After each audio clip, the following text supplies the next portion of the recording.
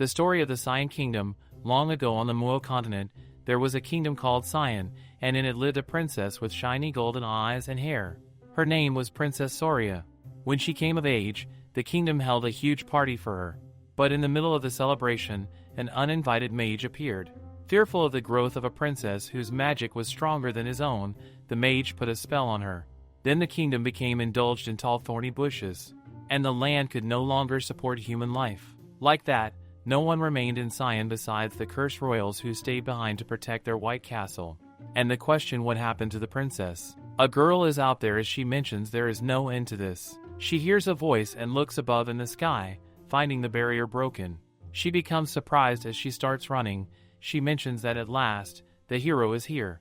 It has been 147 years and 3 days since this miserable life began. She becomes happy, thinking that she can finally break the curse. She sits down, while pondering that he is coming. A man steps in the room. His face is full of surprise. The girl has changed the presence of a chicken.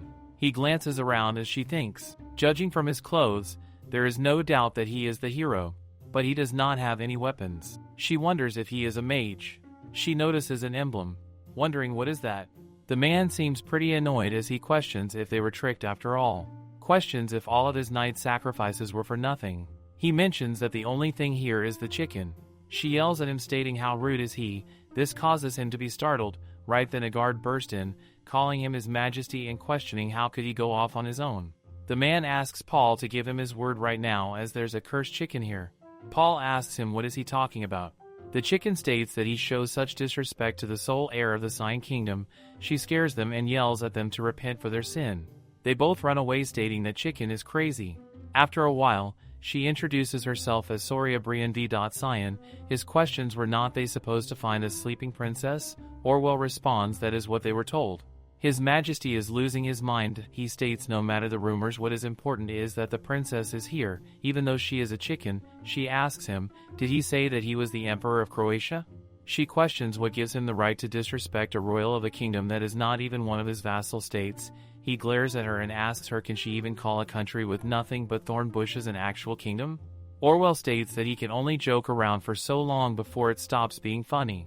His Majesty asks, Orwell, what is he on about? Questioning when did he joke around. Orwell responds he has been doing that for the past few minutes as he has been talking to that chicken, stating that he should remember that his knights are watching him. His Majesty then points at the chicken, questioning, but has he not been listening? She says she's the only surviving royal of the Cyan Kingdom.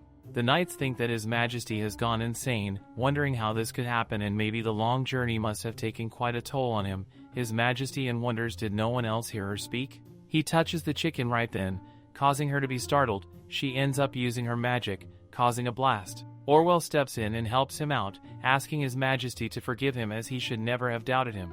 Orwell asks the knights what are they waiting for, telling them to draw their swords as it is an attack magic. They mention that His Majesty was right, that chicken is Princess Soria and they must capture her. She tries to run away as she thinks she should not have gotten her hopes up. She thinks those brutes cannot possibly be the heroes who break her curse. She wonders why did she ever believe that stupid mage's words. The knights step in, asking His Majesty if he is all right. His Majesty questions where is the chicken. Orwell tells him that she got away, but they will catch her soon and give him his cloak. But ask him, how did he know that the chicken was Princess Soria? His Majesty responds she was the one who told him. Orwell still seems pretty startled, but His Majesty asks him to forget it, as why ask him if he's not even going to believe him? Orwell responds, of course he believes him, but it is just very outlandish. He asks His Majesty, where is he going? His Majesty tells them to not follow him. It is not that he does not trust you all, but they cannot afford to waste any more time, so he'll deal with the princess himself. His Majesty is aware that she escaped through the back window, so she must have gone to the back garden or the main palace. He looks at a painting as he mentions he cannot believe this, as how could this lady and that chicken be the same person? He notices a feather on the side and finds a lot more on the ground. He questions if she is just asking to be captured. He tells her that he would like to talk to her and call her princess. She seems to be stuck in the ground. He also reminds her that she should know better than anyone that running away will not solve anything. He takes her out and asks her that they should pretend the incident back in that room never happened, and he is sure they were both rather alarmed. She questions what he responds that he is saying he will overlook what she did back there. She asks him if he is serious. She wonders if he is saying that her magic was so non-threatening that he can just easily forgive it. She used to be called a genius mage, if only she did not look like this. She knows he would have shown her more respect. She tells him to leave her alone, stating that she is already beyond embarrassed that she got stuck in that hole, so he should stop talking to her and just go away. He looks at that hole. It clearly looks small enough for a chicken to get stuck in. He mentions at least she did not get completely jammed in, causing her to be more angry as she asks him to shut up, and questions if he has to point that out. He apologizes to her. Before he can say anything, she starts ranting about how she cannot even die and she keeps gaining weight, but the only food that she had was a bunch of grass. He asks her if all she has been eating is grass. She responds yes, that is right, with tears in her eyes. He mentions that it must have been hard for her. Before he can continue talking about something important, she again states of course it was hard for her, and asks him has he ever had a random mage he has never even seen before to come up to him and confess their love. He tells her there are no female mages at the Imperial Palace. She questions, what about being curious for rejecting their love? He tells her he thought that mage was just jealous of her magic. She asks him what is he talking about. She asks him if that is what people think happened, that she turned into a chicken because she lost to him. He tells her that people know it as a fact, actually. He then asks her about this. If she gets rid of all the thorn bushes covering the Cyan Kingdom, he will take care of that rumor. She questions that he said he is the Emperor of Croatia, right? She states it sounds to her like he is just trying to conquer her kingdom. She mentions that it is a shame on him and jumps away. She ponders that it is never going to happen on her watch and she'll do her best to run away before she has been catched in his hand. He tells her that she is just a hen, not a hawk, and takes her away. She has been locked up in a cage. His hair has been damaged because of her magic. He tells her that he has no plans to conquer the Cyan Kingdom. He questions why would she make such a ridiculous assumption. She asks him how is she supposed to trust that after she gets rid of the thorn bushes, his army will not immediately invade her country? He states sorry to break it to her, but they do not even need to go that far. As time goes by, the Cyan Kingdom will naturally become a part of the Empire. He tells her that he will ask her this: how is she going to protect and maintain this kingdom when no one lives here anymore? She is all alone. She responds that the descendants of Cyan's people will return. He questions if she is sure about that. She tells him yes. This land and its ruler still remain, so she believes that once her curse is lifted, those who grew up listening to the stories of Cyan passed on by their ancestors will come back in search of their roots. He tells her fine, he will let her see if her belief turns out to be true. As long as the curse that has been causing a blockage in the midstream of the river is taken care of. So how about she gets rid of the thorn bushes now? She questions how many times must she tell him that she cannot? She tells him that it would be possible if she was not under this curse, but right now she has very little control over her mana. He asks her. In other words, she can only do it once her curse is lifted. She responds yes, that is true, and she needs a hero for that. He asks her if only a hero can break the curse. A hero, a warrior, a knight, it does not matter. He thinks about a hero before he mentions a knight is possible, but they do not live in a time where her typical heroes and warriors exist. Orwell tells His Majesty to please make haste as they must leave soon. His Majesty then tells Orwell that, come to think of it, he has also practiced swordplay before. He responds that is right. Then that technically makes him a knight as well. Orwell seems confused as he mentions he does not think that is how that works. His Majesty tells him if he needs something more official, how about he formally knight him right here, right now? Oliver is shocked as His Majesty questions. He does not see why he cannot. He will bestow upon his honor of being the Empire's first knighted Grand Mage. Orwell is pretty shocked as he responds, all right. His Majesty places his hand on his shoulder, telling him he knew he was the one all along. Orwell questions the one for what? His Majesty states to be the hero, warrior, and knight who will go on to break the curse. He states that he now presents to him the opportunity to break the princess curse, telling him to give the princess a kiss of oath. Orwell is shocked as he wonders what the hell is wrong with His Majesty. He drops all the book and then questions why is His Majesty so short that this chicken is Princess Soria. His Majesty tells him that the chicken said it herself. Orwell is aware that all he hears is chicken noises. Orwell then asks His Majesty if he can then ask her a question for him. He questions what is the most difficult magic potion to make. She responds it is a love potion. That he can hear the confusion in His Majesty's voice. He does not even believe such a portion exists. If he can really communicate with her, then Orwell tells him that he cannot converse with Princess Soria and asks His Majesty to forgive him. nor can he even begin to understand her intentions, and based on his humble observation, it seems that he is the one who is destined for her.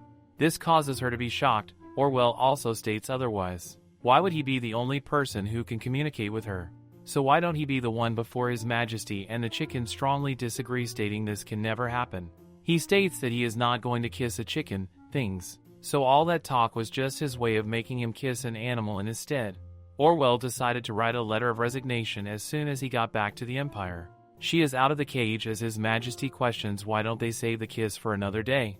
She responds that she thought he would never ask. His Majesty is informed that it is time to leave now. His Majesty tells the princess that they should go now. Before that, Orwell tells His Majesty that there is something he should know regarding the princess's transport. His Majesty picks her up as she stares at him, questioning if this is how he treats the princess of a kingdom. He responds this is for the best. His Majesty mentions that she is not a prisoner of war or anything, so they cannot exactly transport a royal in a bird cage, not that they can transport a chicken by horse or carriage either. This causes her to be angry as His Majesty tells him that being angry will not get her anywhere and tries to touch her before she attacks him. He yells at her, asking her what is the meaning of this. She tells him to stop petting her and grab the reins. She mentions that she is only putting up with him until they get out of here because of her curse. He states in case she did not know, if she calls an emperor physical harm, it is usually considered treason. She tells him to then punish her. He asks her, what does this mean? She tells him that by all means, go ahead. If he does not mind going down in history as the empire's first ruler to punish a chicken for treason, then that is. He thinks about it, realizing that won't end up good. He tells her that she is very dreadful. She notices somewhere questioning what is with this formation. Since they need to fight their way through as fast as possible, they threw away all the unnecessary baggage. The princess questions what does he mean by fight his way through, asking if things are that bad. He asks her why does she think he came all this way himself. He also tells her to not worry, as that is precisely why he brought Orwell along. Despite how he may appear, he is still a grand mage and he is carrying lots of jewels that belong to the imperial family, so he better do his part. Princess is shocked as she questions if that is the case, then all of those jewels are all mana stones, amounting to half a year's worth of the Empire's budget.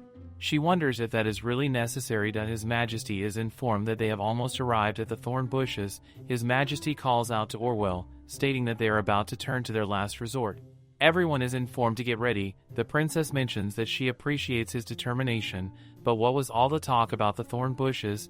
There is nothing there as His Majesty is shocked. He mentions, this does not make sense knowing that he was not lying.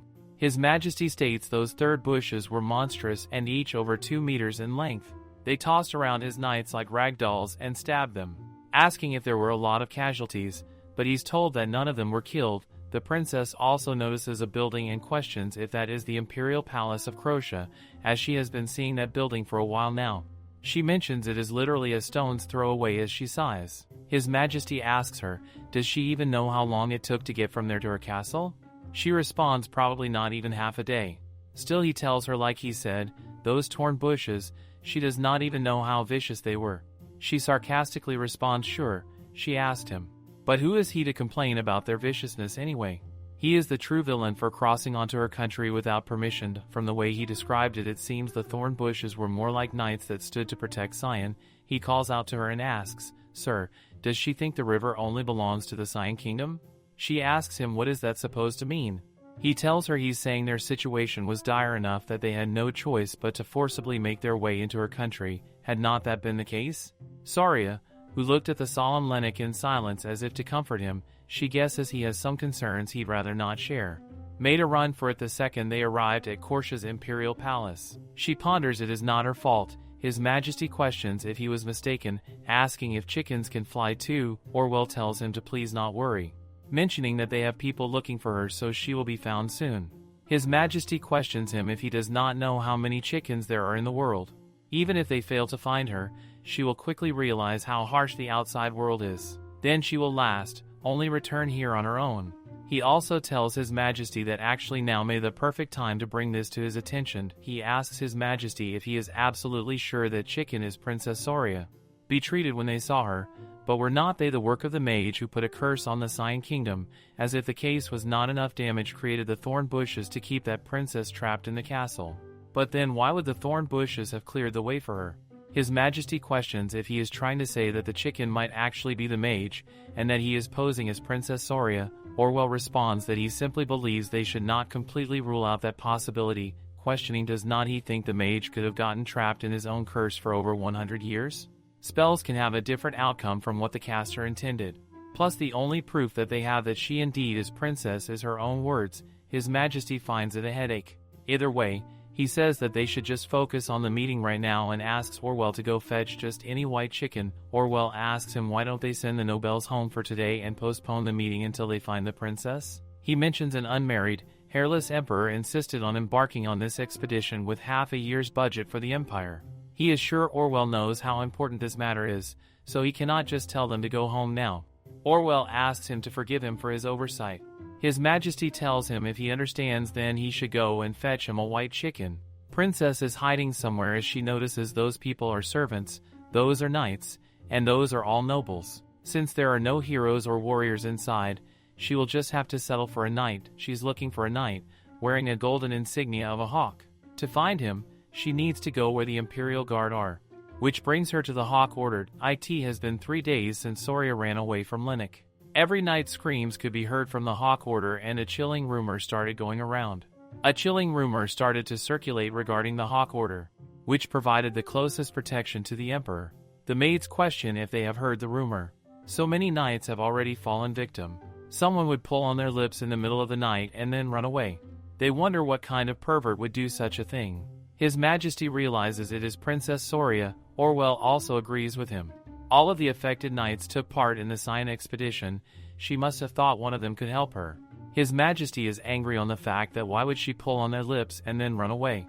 Is that her idea of a kiss? That is not how it happens in all those beautiful fairy tales. Orwell tells him that she's a chicken, so she probably cannot help her. He knows that has given him quite a headache for the past few days. He tells Orwell that if they cannot catch her by regular means, they will need to set a trap. This is sleeping somewhere before she gasps and wakes up happy that no one is around.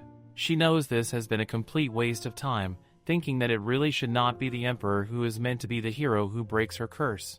Realizing that is going to be a problem, that's how is she supposed to sneak into his bedroom. She knows that will only be the very last resort. She decides to go through all the knights first. And if she's still a chicken, only then will she consider a different approach. She tells herself that she has got this and she can do it. It is nighttime as she thinks. Maybe it is because of the tighter security, but the air feels especially chilling today. She calls out to Suchin, stating that she does not know how many kisses he has had so far, but she is sorry.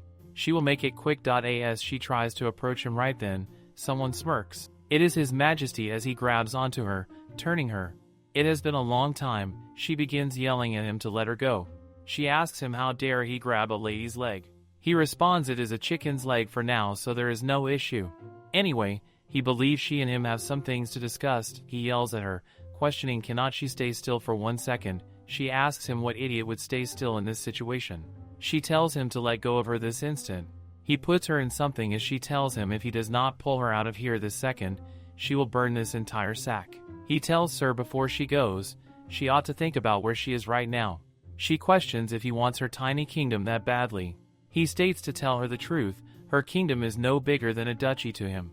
Trust him when he says this. With Croatia taking up 1/3 of the continent, he has no desire to acquire her small plot of land. What he wants is something else. It is the Cyan River that cuts through the center of her kingdom. She questions if he is kidding her. She tells him, like he just said, that river cuts through the center of Cyan, yelling. How is that any different from just wanting her entire kingdom? He asks, just out of curiosity, does she know what state that river is in right now? She responds she is sure it is flowing fine like always. He tells her that he wished that were true, however the Cyan River stopped flowing more than 50 years ago due to a blockage midstream.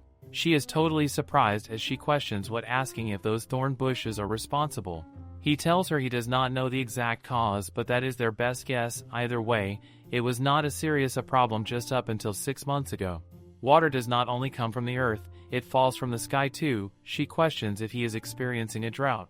Yes, he questions if she would believe him if he told her that for the past 6 months there has not been a single drop of rain in the south. She is totally shocked, realizing that is why the ruler of a great empire personally traveled to a small kingdom that has been neglected for over 100 years. It was for the sake of his people. She asks him, is not he a kind-hearted emperor? He asks her what does she mean. She tells them that she is saying he is much kinder than she thought. He questions if she really means that. She responds, why would not she? He blushes, telling her he's just doing what any emperor ought to. He realizes no one has ever complimented him like this before. She tells him he must have carried quite a heavy burden until now. She touches him with her feather, and to him, this feels kind of strange. He gets up from his place and steps away. He bursts open the door, finding Orwell standing outside. He grabs him and takes him inside. He asks His Majesty what is the matter, that he thinks Orwell was right, that Chicken must be the mage after all. Orwell becomes shocked, questioning what His Majesty then explains what happened to Orwell. Odwell is pretty shocked as he stares at both of them. He states he will make sure to compliment His Majesty regularly from now on, so he should please stop. His Majesty tells him to not twist his words, that Chicken has the ability to manipulate people's emotions. That proves his theory right. Orwell thinks all she did was just compliment him. He asks His Majesty if he is saying this because before His Majesty asks if he honestly thinks he is kind-hearted, does not realize he is dissing himself. There is silence in the room, listening to their ridiculous conversation. Soria had this thought. Perhaps the Croatia Empire might see its end soon, because a guy cannot even take a compliment. Chin is a proud member of the Hawk Order that protects the Emperor of Croatia. Lately, on top of his rigorous training and work in the daytime, he has also somehow wound up running night shifts, which he does not even get paid for. He is very tired as he ponders. He knows he gives his oath to His Majesty to serve him as his knight. Booty's not this abuse of authority? He is aware that he even took his room. He knocks on the door and informs His Majesty that he is here, mentioning that he heard His Majesty wanted to see him in his office. He notices a chicken. His Majesty tells him that he would like to give him an opportunity to not only leave a mark in the Empire's history, but also the history of the entire continent. He wonders what does leaving a mark in history have to do with the princess. His Majesty tells him that he is sure he would have guessed this as a strictly confidential matter that the preservation of the Empire depends on, and questions if he understands. He realizes it is a top-secret mission. Chin tells him he will not tell a soul about this. His Majesty questions if he remembers how they rescued Princess Soria back in the Cyan Kingdom. He responds, of course. His Majesty states he was recently told that this chicken might not actually be the princess, but the mage who cursed her. However, Princess Soria here of course denies it. And thus, Sergeant, he would like to put the fate of the Empire in his hands. Chin wonders what does this mean. His Majesty asks him would he be the hero of them and kiss the princess. This causes him to be totally taken aback. He questions when he says does he mean that he should press his lips on the tip of the beak or on top? A concern that has never occurred to anyone before. The chicken wanders.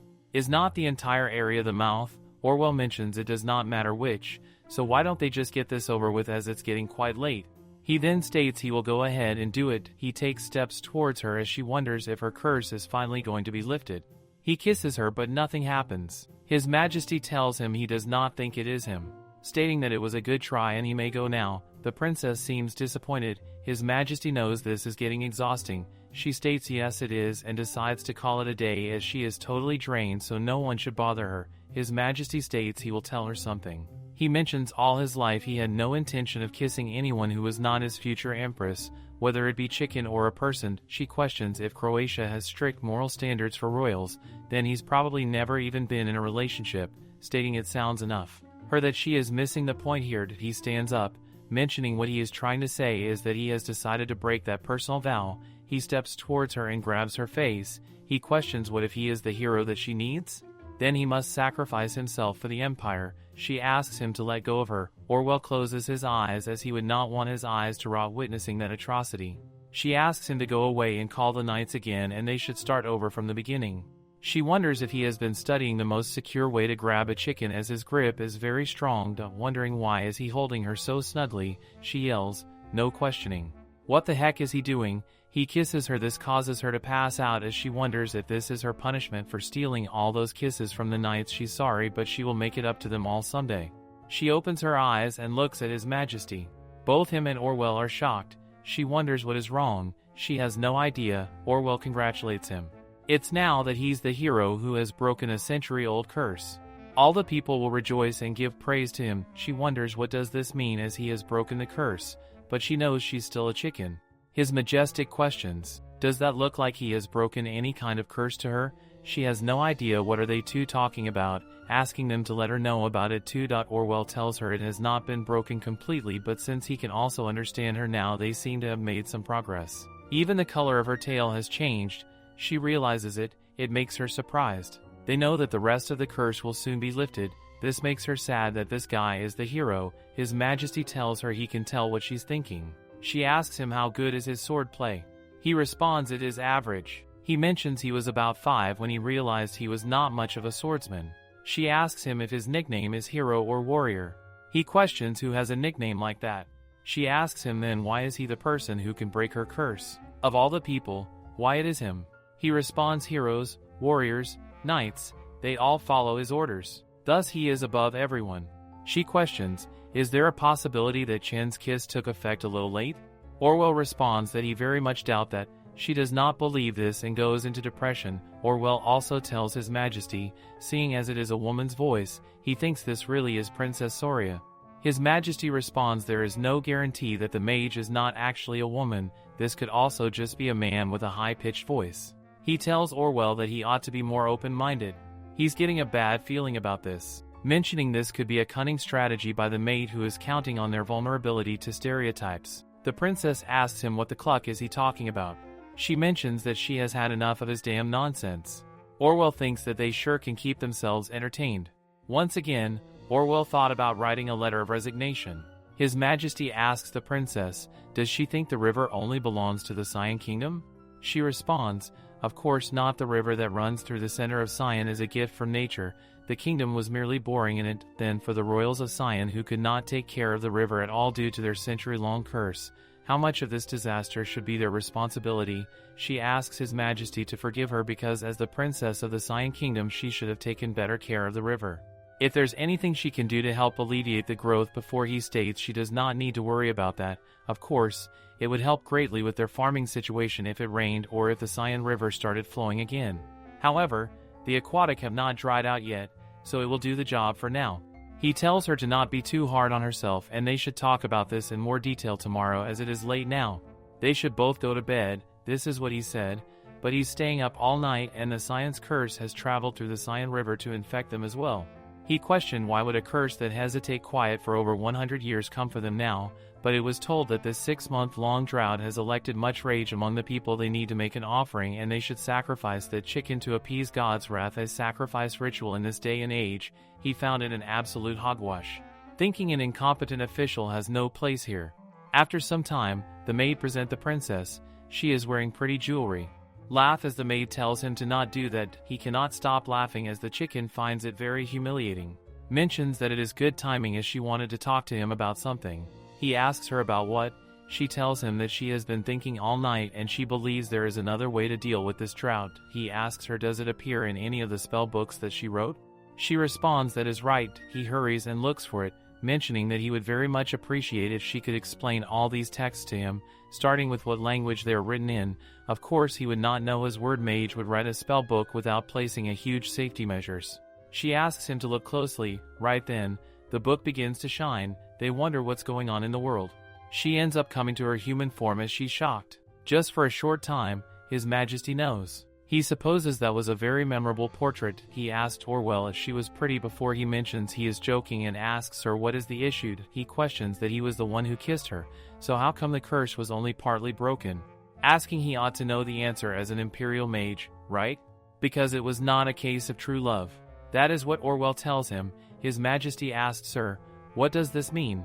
Questioning what is going on and finds it ridiculous. Orwell, married for love 3 years ago and already has 2 kids. Orwell asks him wouldn't it be nice to take this opportunity to finally give their empire an empress? If you could break that old curse and make the last surviving royal of the Cyan Kingdom his empress. His story will be passed down for generations to come and words will sing song about it, and it will be recorded as a one-of-a-kind love story in the history books. His Majesty calls out to Orwell, mentioning that he is curious. He is not secretly enjoying this, is he?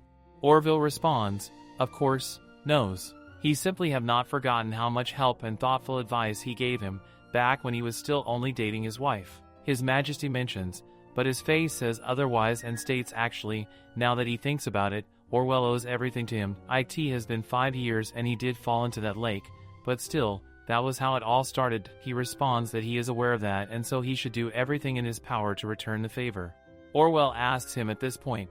If not, he's starting to get exhausted trying to pick a noble lady to take as his empress. His Majesty questions what is Princess Soria doing right now? He is told that she is grieving. It must have been devastating for her to return to her chicken farm again. She refuses to come out of her room. Orwell asks him why doesn't he go and check up on her. His Majesty thinks he is actually being serious. What made him have a change of heart? Orwell tells him that Princess Soria suggested a way to solve the drought problem in the south. Honestly, he believes it should be taken into serious consideration because she is a grand mage and last surviving royal. And this should be the smoothest way to make Sian a part of the Croatia Empire. His Majesty mentions that he's not wrong, but there's one thing he failed to take into account. Orwell questions. What could it be? He responds. It is him. He completely disregarded him. His Majesty mentions that Orwell completely disregarded him, questioning is Croatia in such a desperate state where he needs to marry the princess. Orwell mentions if they waive out the pros and cons, His Majesty mentions that he supposes he could be forced into marrying her, but since this is his marriage they're talking about, should not he get a say in it? He tells Orwell that the world does not always go the way one wants, especially when it comes to matters such as these. His Majesty steps in, questioning if the princess isn't there. She seems pretty depressed. He asks her if she did tell Orwell about the spell that can end the drought and he was thanking her for it. And none of his words are reaching her right now. He sits on the side wondering what should he do. He takes something out as he mentions. He is not sure if he can call this a token of gratitude. But here is the treaty he mentioned before. It states that Sian will be acknowledged as an independent country and that Croatia will respect all its rights. Although it won't go into effect until her curse is broken and the Sian River starts flowing again. She responds, of course, and asks His Majesty if he has ever been in love. His Majesty becomes shocked, wondering if he heard it right. She asks him if he knows what true love is. He questions why is she asking that all of a sudden. She questions is not it too abstract? But even as true love, is there some way to measure it?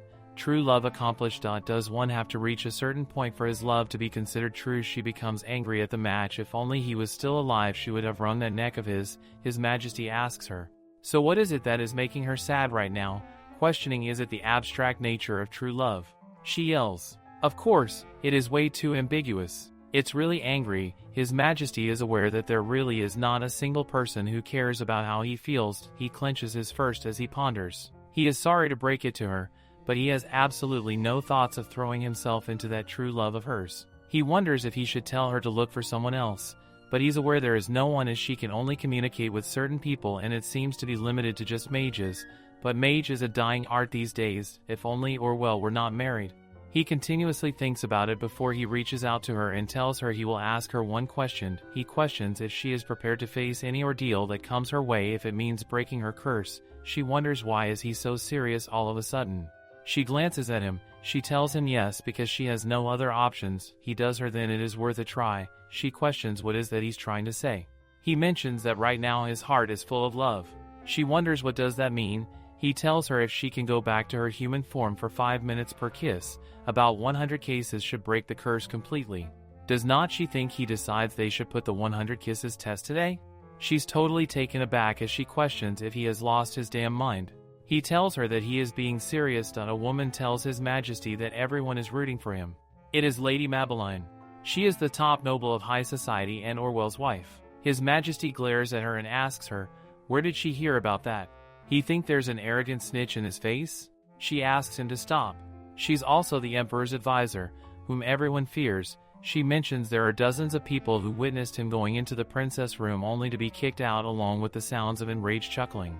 She tells him, but that is beside the point as several ladies are already saying that Princess Soria will make the perfect empress. She asks him if he remembers what he said to Lady Cherian. He thinks about Lady Cherian asking who is that. He questions if he has said something to offend her in any way. Most people would be quite offended to be asked if they could kill their own father. He spells the T'd. He mentions that is a misunderstanding. He said she was willing to abandon her own family to become his empress, so he just wanted to test her resolve. She tells him that rumors don't usually care about context, although, if one asks her the fact that he would humor this kind of conversation at all already shows that he's a good ruler. The previous emperor used very strategic parenting to raise Lenik into the man he is now. He made him be friends with all the duke's sons when he was young, and sent him to war once he came of age. The main reason he could endure the battlefield was because he had his friends. His reign is the result of meticulous planning, so she gets why every man is careful about choosing his empress as well. Then are the noble ladies in support of Princess Surya? She would not go so far as to say that, but everyone is worried about the drought in the south, saying that breaking Sion's curse should be of the utmost importance. His Majesty mentions he did not know that the ladies thought of him this little. She mentions it is not like that, it is more that as the people of this empire, they simply wish for their seemingly cold emperor to finally find his match. They all cannot wait for the drought in the south to end. The rumbling noises echo from her room as she tears into her pillows, hurling them in every direction. Her thoughts burn with fury at that shameless, perverted emperor. She hopes he becomes impotent. She then thinks she really needs to go apologize to the knights. They must have been so creeped out as well. Another wave of embarrassment washes over her and she starts slapping herself, telling her she couldn't stoop to the same level as that man. However, this time she is determined to find another man. Him being shameless is one thing, but she cannot settle for a pervert. She doesn't want to submit to the fate of having him be her Prince Charming. She stomps through the room, thinking she has to do something. This cannot be right, and that her fate can't be this cruel. She questions herself, fuming, what if he is handsome? Excessive handsomeness is the problem. She needs a man who is kind, not hot. A man who will ask for her permission before shoving his lips in her face. A man that she can marry and have 3 kids with, and be all lovey-dovey with, while rebuilding Sion. The maid behind her exclaims, "That is amazing." She gives her a side eye and realizes she forgot she wasn't alone. She hides her face from the maid, cringing at how embarrassing her little act feels now. She demands for her to open the door so she can run away and look for her Prince Charming and zooms out of the room, causing the maid to run after her while pleading to wait for her.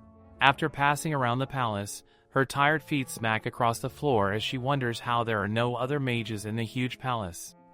She knows mages are scarce these days, but this does not make sense. She throws her things away in anger, thinking how she's supposed to fall in love if no one can understand what she's saying.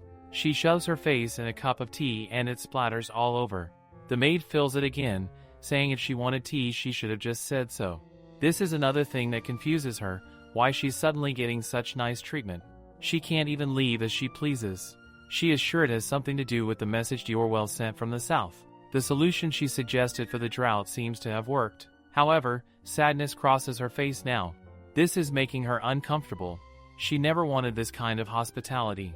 The next day, His Majesty, sitting across from her, wants to know what her thoughts are about Mana and Aura being called similar. She gives a deadpan look and wonders what is he on about. He states as much as he wanted to bring a mage. All the imperial mages had been dragged down to the south, so none of them were available. She flinches in shock and questions him, is he saying there is not a single mage left at the palace? He replies yes, they are all in the south, so it is safe to say no mages are present at the moment.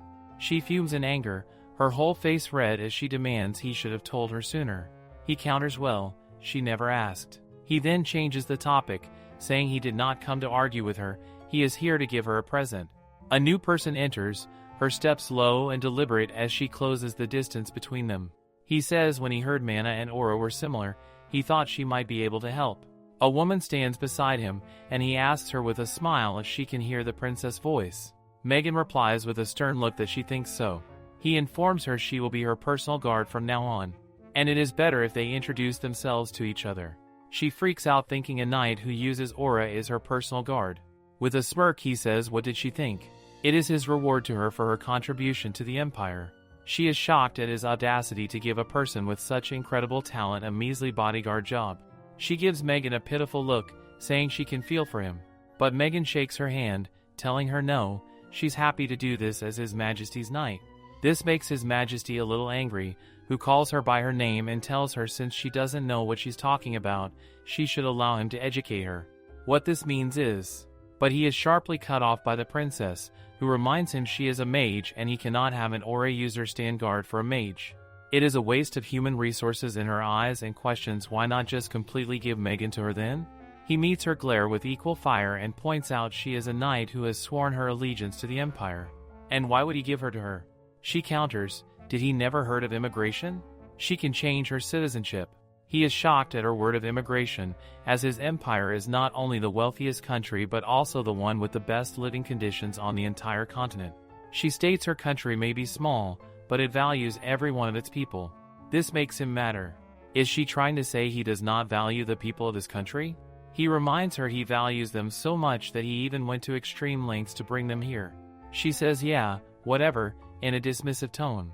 Megan wonders if the curse can only be lifted if those two fall in love. Their argument continues as she points out what is his is hers, and what's hers is also hers. Megan cannot help but wonder. It is possible, right? Later, she is fuming in anger. A bodyguard? They have got to be kidding her. She is a reliable chicken who can take care of herself just fine. But once her words dawn at her, she instantly jolts upward thinking, what is she calling herself? A chicken. She tells her to snap out of it. She's a human. Momentarily lost, she soon arrives at a place and snaps out of her reverie when she hears a crash, followed by some curses and orders. She looks at the door, which is swinging half open, and winces. It is a kitchen. People are restlessly doing their work. The angry chef's eyes fall on her, and he says a chicken got out. Why isn't anyone keeping a better eye on the ingredients? He picks up a knife. She tries to speak, telling them she is not a chicken. Freaking out, she starts running when he doesn't listen, and he curses at her to stop there. The damn chicken. As she is running for her life, she is shocked that he just called her a damn chicken. There is fire in her eyes even as she is running with her tail stuck in her legs. She can't believe he dared to call Soria Brienne that. She tries to plead with him to listen as he catches up to her and grabs her by the wing. He murmurs, "Got her." His Majesty gently picks her up and asks, "What is going on here?" The man trembles when His Majesty repeats he asked him what is going on here. He starts begging for forgiveness and explains he was only trying to catch a chicken that escaped while no one was looking. His Majesty shifts his eyes towards Soria, who instantly looks away in embarrassment. He realizes she was running away because she got mistaken for an actual chicken. However, he is wary of the eyes that are on him. He realizes the fact that he does not have the people's full support yet and believes to be caught up in a messy situation like this before he has even warned them over could prove to be detrimental. And yet, he ends up chuckling. Amusement evidence on his face as he states he appreciates that he takes his job seriously, but he cannot have this chicken. He bends a little to tap the kneeling man on the shoulder as he looks him in the eye and says it will make people sick. He supposes even the head chef doesn't know everything. He points out there are things in this world that can be eaten and things that cannot. And this chicken happens to be the latter. Thinking he wants to eat her, she leaps from his arms and bolts away. Using her magic, she vanishes into thin air, leaving a trail of tiny water droplets behind. Soaked, he stands there, his head bowed in seething anger. The next day, His Majesty and the chicken arrive somewhere. He asks her if she's ready for this. She replies of course. However, his face crumbles in confusion as he questions what are they even doing, but she just urges him to hurry up as they're waiting. He then tells her if she's still hanging on to hope, that one of the knights can break her curse. She cuts him off, telling him she's never going to let go of that hope. She tells him sure, she ran into some bad luck and got tangled up with the wrong person. Both are aware who she is referring to. However, the world is a huge place, and there has to be a warrior somewhere who can save before she can say more. He pinches her lips shut and gives her a restrained smile. He picks her up and states they should go inside now. She cannot say but thinks what the heck is wrong with this guy? She lets everyone know she has gathered them here today because she owes them an apology. However, the knights confused can only wonder what in the world is that chicken princess saying. His Majesty looks embarrassed on her behalf and wonder has she forgotten that no one can understand her? And thinks this is why he said she needed Megan. While she faces everyone telling them, as shameful as it is to admit it, she has done irreversible harm to them. They all are frozen in their spots, unable to understand a thing. She continues that she is sure some of them still remember it quite clearly. There was a creep who kept sneaking into their bedrooms at night and stealing a kiss from their lips before running away. A knight questions the other what is the highness saying. The other replies how would he know, though he's sure she's definitely saying something. They all wonder if they are in trouble. Since His Majesty came here with her himself, doesn't that mean this is a very serious matter? The man groans in frustration, saying he doesn't know he does not speak Chickenese. She confesses to them she is that creep and she would like to extend her sincerest apology to them all. The crowd erupts in applause, cheering for her. She stands there, her eyes welling up with emotion. Stunned, she wonders to herself, goodness, she didn't expect it to be received so well. Was her apology really that amazing? She asks aloud. His Majesty, seated in his chair, trembles, struggling to hold back the laughter that shakes his entire body. A truly magnificent moment indeed, he thinks to himself. A few days later, His Majesty receives a letter stating there is a 5,050 chance of this year's crops being ruined. He thinks the solution Soria suggested to Diorwell was a spell that could locate sources of water in the ground. Thanks to that, a large amount of groundwater that no one knew existed could be drilled up. However, it was still far less than how much was actually needed.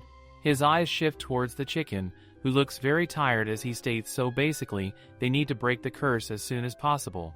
Then with a dismissing gesture, he sends the man away. He leans in closer, looking at her, thinking the last remaining heir of the Sand Kingdom, while he can't, for the life of him, see this chicken as the young lady in that portrait. Though she does seem like she would be the ruler of some place. He almost bursts into laughter when he thinks of her as a chicken queen. He then tells her there is a noble woman called Lady Mabeline, who is very famous in high society. This catches her attention. Her eyes shift towards him. He reveals she is now formerly known as Duchess Dahlia. Her eyes light up as she questions if that means Diorwell. He cuts her off saying yes. The two of them got married 3 years ago and they already have 2 kids. Anyway, what he wants to say is the Duchess is the most influential figure in high society right now. And he was told that the noble ladies are quite familiar with the subject of love. So he figured out getting her advice wouldn't be a bad idea, which is why he brought this. He points out a line in the book. He tells her if she looks here on the first page, it says that the most important thing in romance is how one addresses the other person. This confuses her, so, he explains, typically lovers call each other by pet names instead of their real names. Pet names, she deadpants, thinking like the one she used to hear in Cyan. She freaks out when she realizes that is exactly what he's talking about.